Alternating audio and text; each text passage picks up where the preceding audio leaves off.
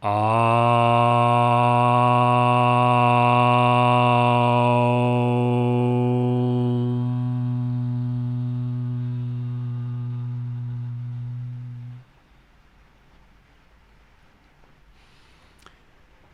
raining outside.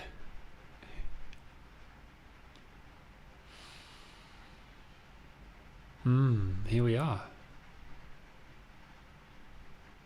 Here we are in the beginning of this particular experience.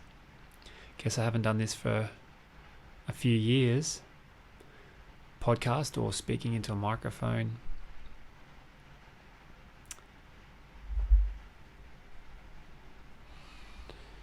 And it's interesting where I am now, where I came from a couple of years ago, and where I was when I was doing those podcasts.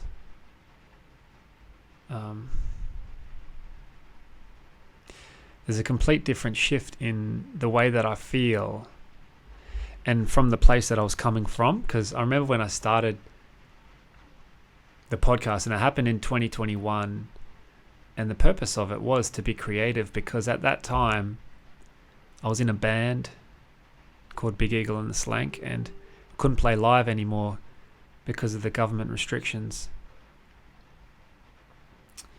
There was no live gigs, so I wanted to be creative. I wanted to do something, and that came from a beautiful place, but there was also a place of fear where I was moving from. I was like, will you hear me? Will you love it? Do you understand me? Will you understand me? Can you feel me? That was definitely the place that I was coming from, and the energy that I was in. It was like I was a laser beam, and I was here, here, here, here. I had so many different directions I was going, but I was nowhere.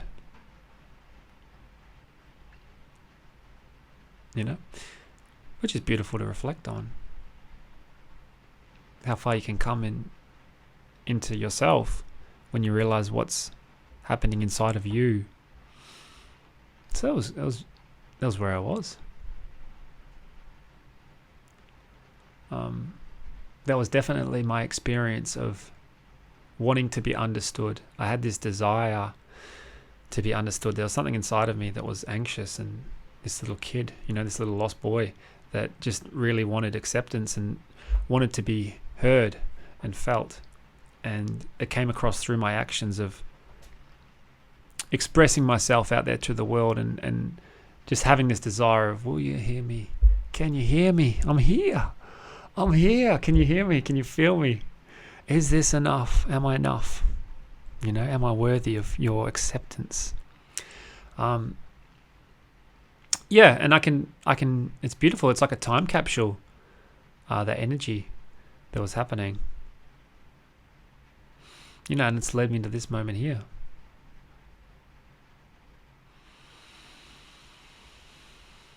So just coming back into this moment,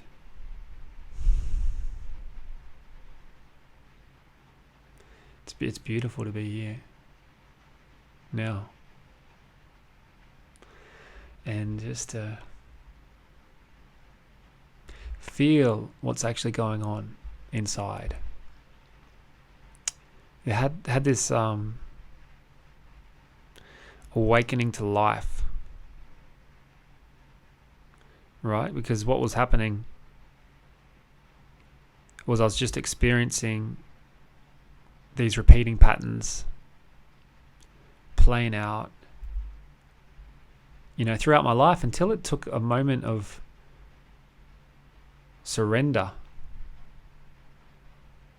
I didn't have a fucking choice, to be honest with you. Well, the choice was already made internally, and that was going through the whole regime, the whole COVID thing, where I actually wrote it down on a sticky note. In 2021, I'll quit my job and I'll be a full-time funk rap comedy rocker with Big Eagle and the Slank. That's where I was. I was a musician. I thought I was going to be a fucking rock star. Little did I know that life would turn out like this. It's funny, like I bought this microphone originally on that second podcast that I had a conversation with David Shannon. This is a microphone that he uses. And for all intensive purposes, in that time, the microphone was designed to be purchased to record music, to record myself, to be a rock star. And I had the recording software, which is interesting because that's the software that I'm using now to speak this message. And the headphones as well were a gift designed to utilize through recording. So all these things going on in that moment, I had a thought about, this is where it's going to go. This is who I'm going to be. I'm going to be a fucking goddamn rock star. Get on stage, tour around the world. It was like a mantra. I was living it every day. There was a visualization. There was a cold shower every morning of just, I am the greatest funk rap comedy rocker known to the world. And Big Eagle and the Slank. There was a big song and dance about it. And little did I know it'll lead me to here. Through that experience of surrender to the unfolding of life. And that was my awakening. During COVID, I wrote it down on a sticky note in 2021. I'll quit my job, be a full-time funk rap comedy rocker. The very last day of the last month of 2021, shit was going down where my work actually enforced the mandatory vaccination procedure that everyone was doing at the time. And it's funny what you ask for, because almost like be careful what you ask for, because you might just get it. And I got it in the form of quitting my job, but not in terms of becoming a full-time funk rap comedy rocker. I actually had no idea what I was going to do. For like the first time in my life, I stopped choosing to enter other people's thoughts, at least my thoughts about other people's thoughts, about what I should do. Because at the time I was an electrician, but I was an electrician on the thought of what my friends were doing. Because it seemed like a safe job. It seemed like it was paid well. And, I could do it around the world or whatever I wanted to do. It was always, I look back and this is the first real moment around 2021 where I took the time to stop what I was doing and realize what was going on. Like I looked back at my life and realized that every single job that I was doing was on the back of someone else's job, like someone else's thought of like my friends, what they did. I'm going to do that. Oh, that looks good. That looks safe, or that can bring out some money. What my parents think, all these thoughts that I wasn't actually asking myself how I felt about what I feel I would love to do, and I still remember when I was a little kid and I got my hair cut, and at the hairdresser's, she asked me, what did I want to do? What did I want to be when I grow up? And this is when I was like 6 or something, or younger. And I remember saying, I want to be a policeman, I want to be a fireman, I want to be a singer. I just wanted to be everything. And then she laughed and she said, I can imagine a singing policeman, which is funny. But it's funny how I can still remember this moment, because it was just ingrained in my consciousness as a negative experience of like, this person's laughing at what I want to be. The insecurity that formed at such an early age. And there's just little moments that I can remember, some that I can't, that form this little construct of this identity of who I think I am, this little mark, right? And what happens is that plays out throughout the rest of your life until you stop walking around being that little character, acting that way, until you stop and slow down and just turn around, turn inside, and just start to witness the thoughts that you think you are.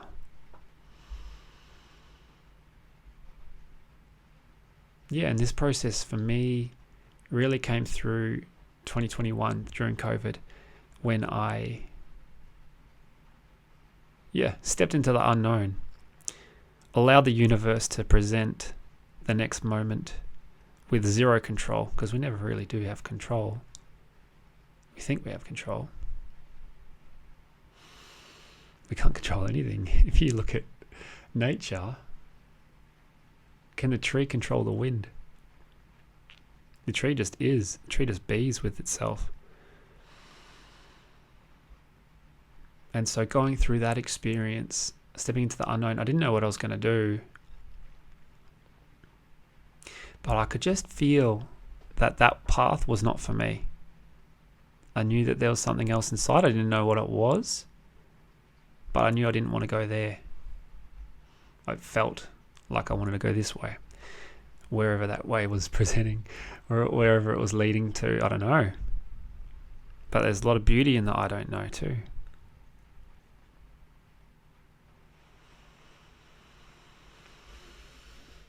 And so, stepped into my awakening. I was doing a spiritual program at the same time called My Awakening, and it just so happened that I was loving it. I felt this bubbling up of gratitude within my experience of how much this has shifted my awareness. Now I was finally seeing all these thoughts that were controlling my whole life. I was a victim to these thoughts. But now all of a sudden attention is pointing inside. I can feel why I'm feeling this way. I can feel what's going on and I can see it. And within that seeing, something shifted. I felt a bubbling of gratitude. I reached out to Steve, who this awakening program was delivered through, channeled through. And I said, how can I help out? The next thing, Steve said, do this, do this, do this. I kept doing it, kept reaching out. What else can I do? How else can I help out?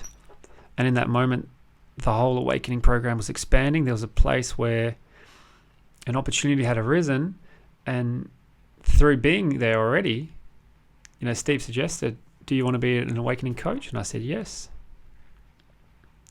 And I still remember that moment, because in that moment I could see all the thoughts. As soon as I said yes, I could see the thoughts of, you can't coach. Who are you to coach? What are you going to teach them? What are they going to learn from you? Like, are you serious? All these little victim thoughts that had stopped me from actually taking action in any other moment had arisen, and they were seen. So I was like, yep, this is my awakening. It's not just a little place in the Himalayas, in the mountains, in the caves where you can just meditate for hours and be with yourself. Like, how does that relate to your physical experience? How can you bring that to your real life, where you're just day to day, you're traveling to work, you might have the kids, you're bouncing, so many different roles that we play, these identities, husband, father, wife, mother, son, daughter, brother, sister, worker, electrician, butcher, whatever it is. All these different roles, these hats that we put on, but they're never really defining what we truly are. They're just little labels that we identify with, and that can create our experience if we're not aware of the thoughts that are going on within that experience. Yeah, and so stepping into the unknown, that was my awakening, because up until that point, I was so comfortable with the confines of my experience, with what I had experienced already. Comfortable with being comfortable and not chasing the unknown, not chasing the scary, the perceived scary. Always just living in that comfort, but never really thriving. Just denying life.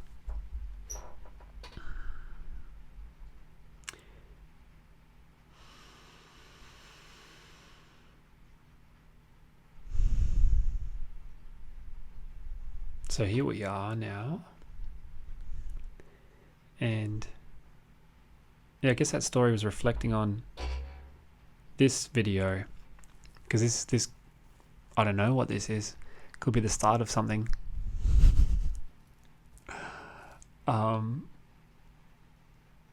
Just a video. Just an expression of an energy that's happening in a moment, But it's cool to bring it back to when I first started this experience of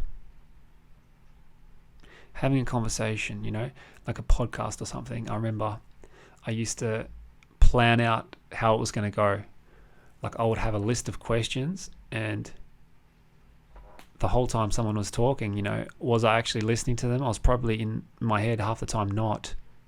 I was actually more interested in the next question I was going to ask them. Am I sounding right?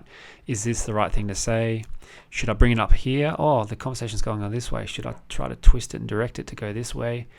This is like a dance, it's going on in my head, but I'm never really present with what's happening because I'm too interested in what I'm going to say next. And that was an interesting experience that I went through. But some people live their whole lives like that. When you're in a conversation with somebody, are you more interested in what you want to say, or are you interested in actually being in the moment?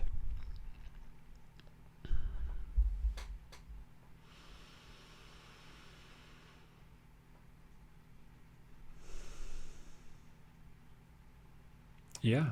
So that's me in this moment. Until the next one, thank you for listening. Thank you for being you. And I bloody love you. Much love. See you on the next one.